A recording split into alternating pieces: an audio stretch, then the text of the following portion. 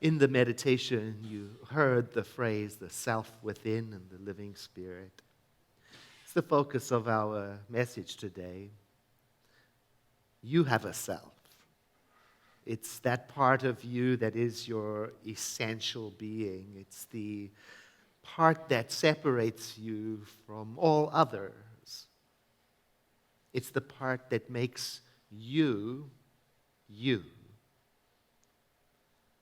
In our teaching, The Science of Mind, we teach that that self of you is always in its original state.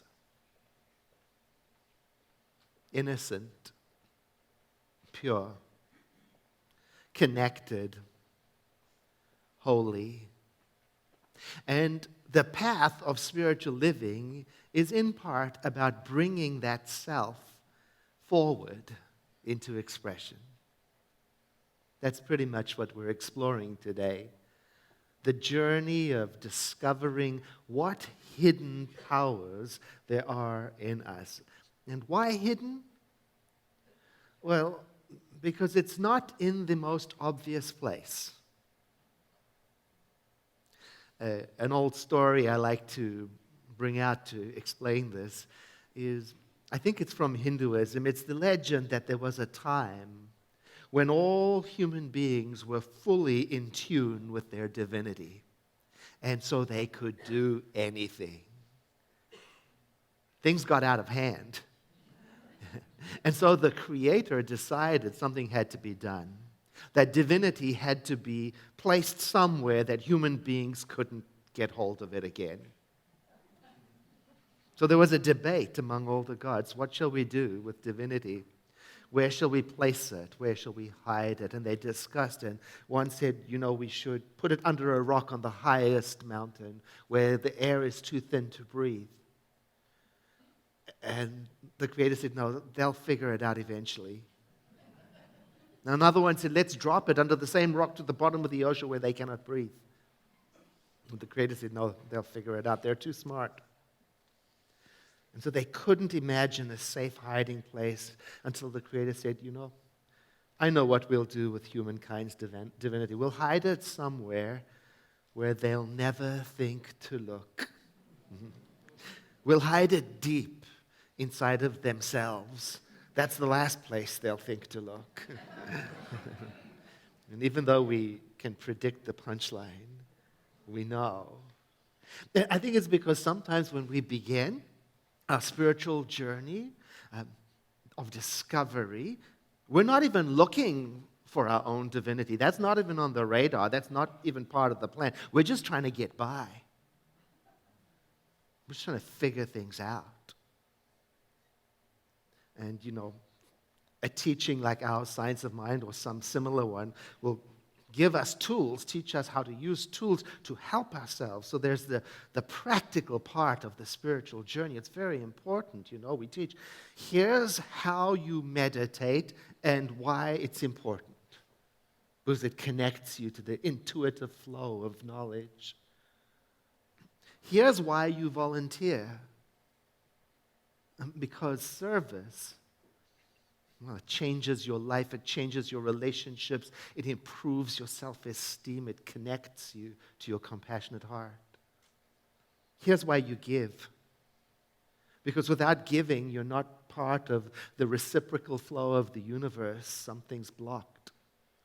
Here's how you pray. And you do it because with it you can change the energetic flow of your life.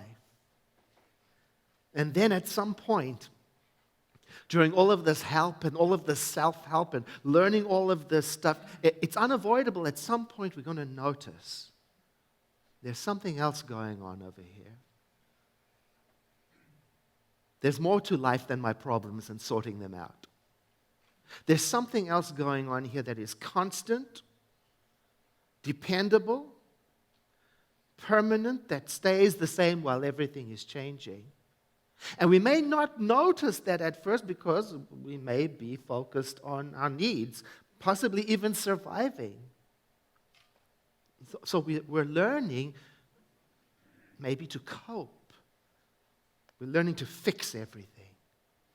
We're learning how to put things back in their place all around us. We're learning how to navigate through life. And then we get over one hill, only to see there's another mountain just behind it.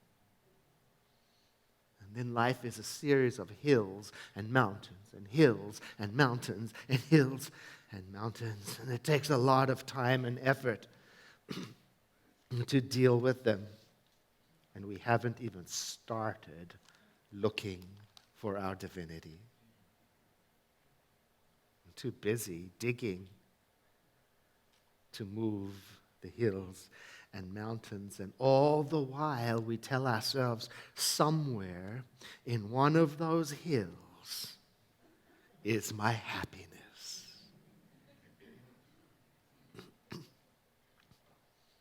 Then after a while, it suddenly becomes clear that the real work of the spiritual journey surely can't be in all of this digging.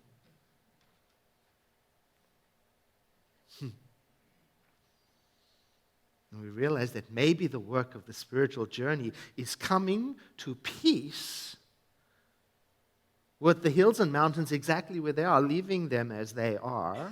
That can be difficult to hear, especially if you've been digging for a long time.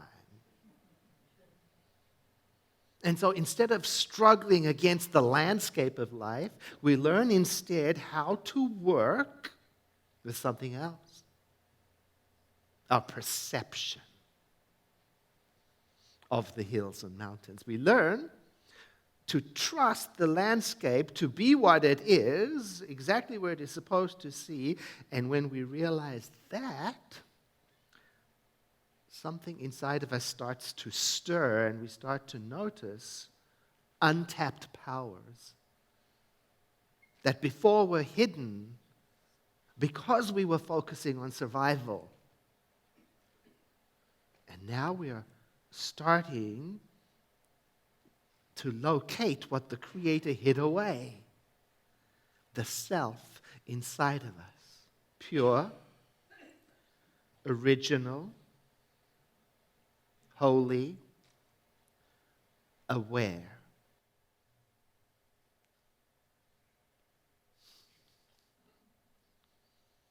Well, here's another way of saying it. We may start our spiritual journey in life because we're looking for some kind of help.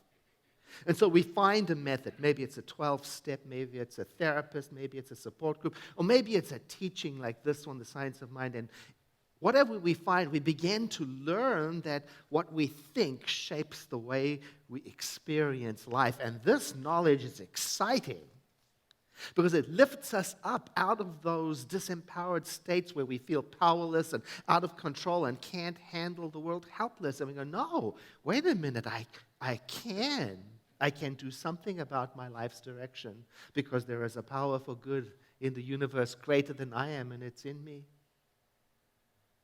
I can learn how to pray affirmatively using a specific method, and then doing that I can begin to reorient the direction of my energetic encounters in the world. I can participate in a reconstruction of my life by redirecting my energy. I can, by syncing my thinking with the knowing of the self within, I can do that.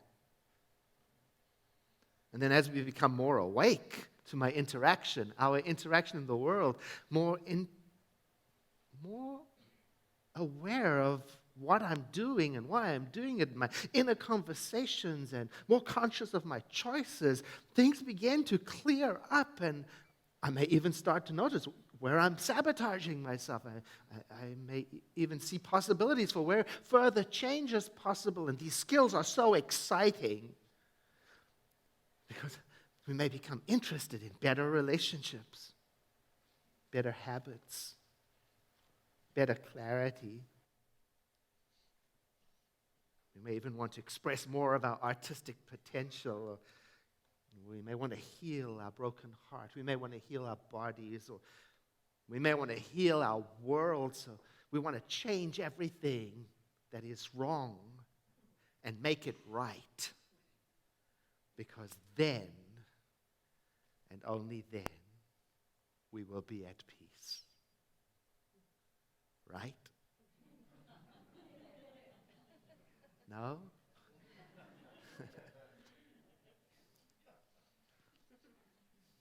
However, as we learn the skills of spiritual living, we begin to notice that we can only go so far with changing things out there. Oh, if you've ever tried to change something in this world, then you know. It can be very frustrating. And then when you and I discover the truth about changing things out there, if you're lucky, then you give up the fight, which is a big step towards sanity. You start to let things be. In other words, you give up trying to control the world. And you start looking instead for, where do I have control? Where do I have mastery? Where do I have choice? And so the search begins. And that search will lead you to the hidden kingdom within you, to the hidden self within that is awake, aware, holy, connected. And then you discover it, the realm, the kingdom of your perception. We call it consciousness. And then you start to do your work there.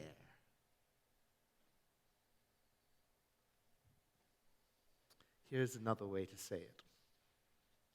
At some point in the spiritual journey, we must discover that the only thing that we can change is perception or consciousness. Try to change things out there equals suffering. Try to change people equals suffering. Try to change history, events, situations. Suffering, suffering, suffering. I think that is why metaphysics, and we are a metaphysical movement, places so much emphasis on affirmative prayer, because affirmative prayer is the inner movement of thought and feeling in the silence of my own mind, in my perception, until I see the world anew, until I see the world in the same way that the self in me knows it really is. Of course, we still have to act in this world.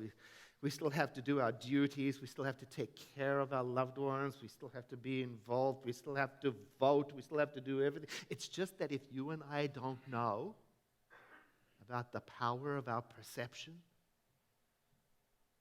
we might end up believing anything that anyone tells us.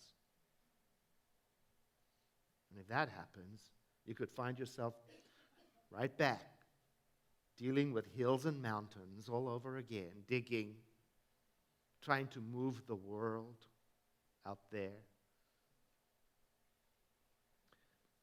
Let me try to explain what I mean. If I spend all of my time out there trying to move things around, changing things out there, change him, change her, change this, change that, change this. Or if when I'm praying, I'm using prayer as a way to force a change into being, or to will a situation to improve, or to focus until something changes direction, or to plead for a favor, I may be missing an important part of the puzzle of the hidden self. And it's this. We don't use our minds to change things. We change our minds, and then things change. We do not will things to change. We change our minds, and things will change. We do not use our minds to reach the divine and to convince Spirit to do something. No, what we do is we tune in to the Spirit, the living Spirit of wholeness within us, and then agree with it, harmonize with it, and then begin to see the world as it sees it.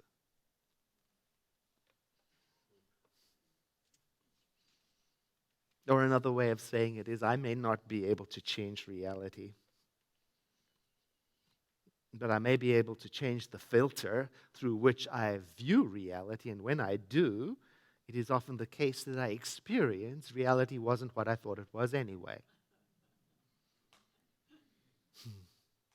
I think it's story time. A favorite story to illustrate this that I call upon often comes from Sylvia Boorstein's book, It's Easier Than You Think. In it, she tells the story of what she calls one of her greatest teachers, her greatest gurus, a woman whose name she never ever found out. The way of the story is that this woman taught her that her view of life as dangerous and threatening and hazardous is only one particular perspective, and that, in fact, others exist. The way it happened was she was vacationing in Mexico in a beach community adjacent to a caravan park, a trailer park, and it was a very, very hot summer. She was uncomfortable even in the high-rise luxury condominium with the air conditioning. And taking a walk on the beach, she met this young woman who was staying in the trailer park, and they got into a conversation, and the woman, the young mother, revealed that she had been staying there for the summer while her husband was out flying around in a single propeller airplane doing business while she stayed at home with a 4-year-old and a crawler. Sylvia's mind is already starting to conjure up the worst case scenario. A woman alone, foreign country, 4-year-old in a crawler, the water, drinking water, the heat, the no air conditioning. Where's the nearest doctor?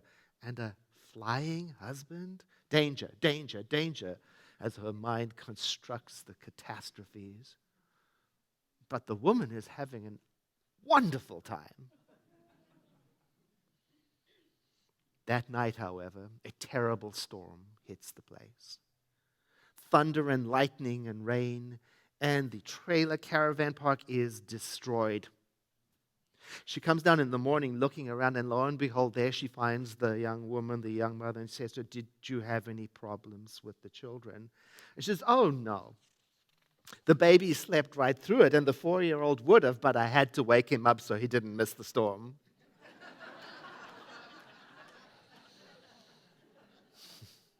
Sylvia writes, "I was stunned. I thought to myself, there is another way to do life. I completely got it that she and I took the same data and saw it through different filters. I came out with a catastrophic story, and she came out with a thrilling adventure. I wanted to change filters with her. The woman on the beach was a great teacher for me, and although I was not able to change my behavior in any way at that time, she taught me that another way of responding to life is possible." Think with me for a moment of something in your life that you would like to see through a different filter. You might ask, well, how do I know what to choose? Pick the thing that you want to change the most. That's the one.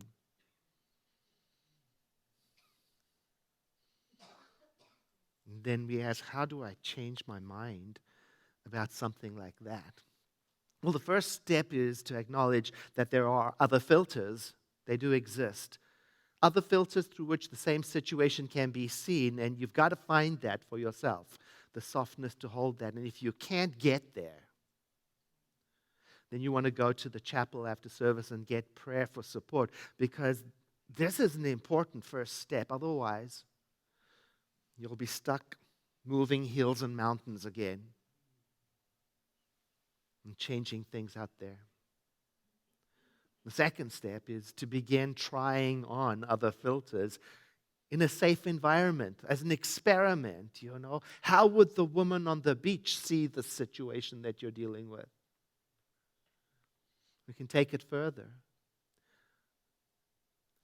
Perhaps close your eyes with me right now and think of this situation in your life. And then call into your imagination someone you admire very, very much and ask yourself silently, how would she or he look at this situation?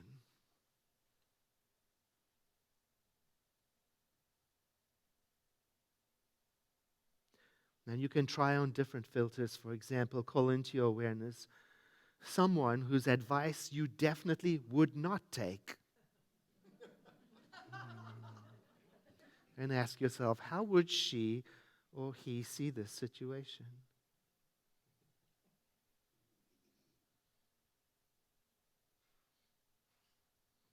And then, as if addressing a part of you, an inner part that is silent and holy, ask yourself silently, how is this situation that I'm looking at also, simultaneously, a blessing? It's a tender question.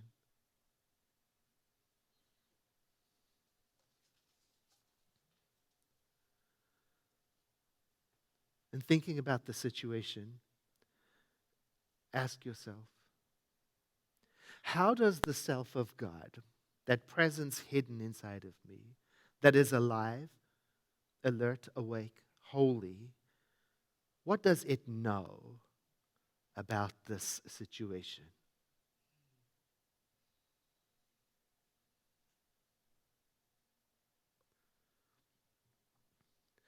I realize that there is a divine presence at the center of my being.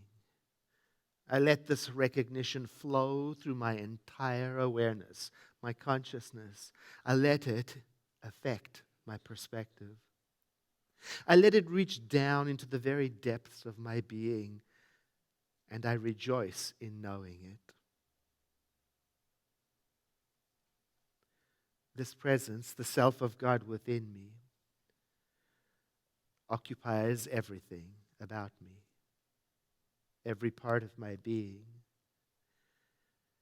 And just as the sun dissolves the mist, so does my acceptance of the self within dissolve all pain and discord. And I become aware again of the freedom that has its origin in the self within me. I rejoice in the Spirit of God within me. And so it is. Now let the next breath you take be deep, followed by a sigh.